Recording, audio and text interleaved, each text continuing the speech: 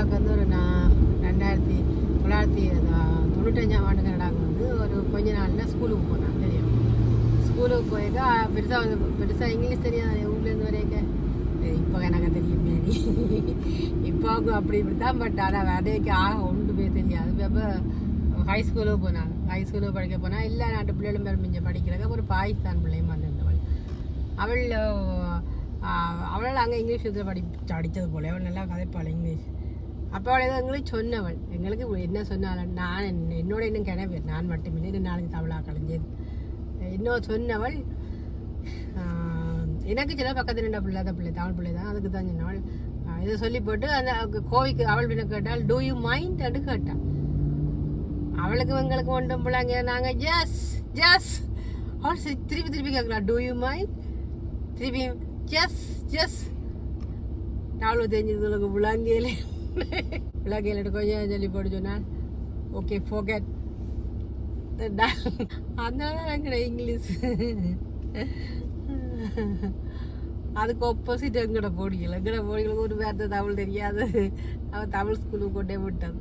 தமிழ் ஸ்கூலில் கொண்டே விட்டா இன்னும் சிவராத்திரியோ இன்னத்துக்கும் நாடகம் பழக்கினார்.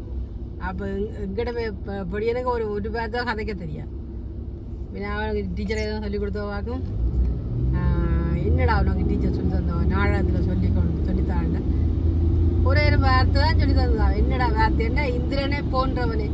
அதையும் எனக்கு அவனுக்கு சரியா சொல்ல தெரியல. ஏதோ சொல்றான், என்னடா என்னடா தமிழ், நான் உங்க வேற வார்த்தையை கேட்கவே இல்லை தமிழ். திருப்பி ஒரு தடியை பிடிச்சி வச்சுக்கொண்டு அதை சொல்லட்டான், இந்திரனை போன்றவனே என்று சொல்லட்டான். அதுக்கிட்ட இடத்துல பக்கத்தில் நின்று தடியை பிடிச்சு கொண்டு அரசனை வாழ்த்துறாராம், இந்திரனை போன்றவனே. இவன் சொன்ன வார்த்தையில ராசாவுக்கு ஒன்றும் விழாங்க. நாங்கள் என்னடா நாங்கள் ரூமில் இருக்க நாங்கள் 4 பேர் இருந்தாங்க ரூமில். அப்போ நானும் என் 3 ஃப்ரெண்ட்ஸ் இருந்தாங்க. அவள் 2 பேர் வந்து, ஒரு ஆள் வந்து ஹிஸ்ட்ரி ஸ்பெஷல் செய்தவள், மற்ற ஒரு ஆள் ஜெனரல் ஆர்ட்ஸ் செய்தது, மற்ற ஆன்லைனோட எக்கனாமிக்ஸ். அப்போ இந்த ஹிஸ்ட்ரி பாடம் வந்து நிறைய படிக்கணும், நிறைய படித்து பாடமாக போகணும்.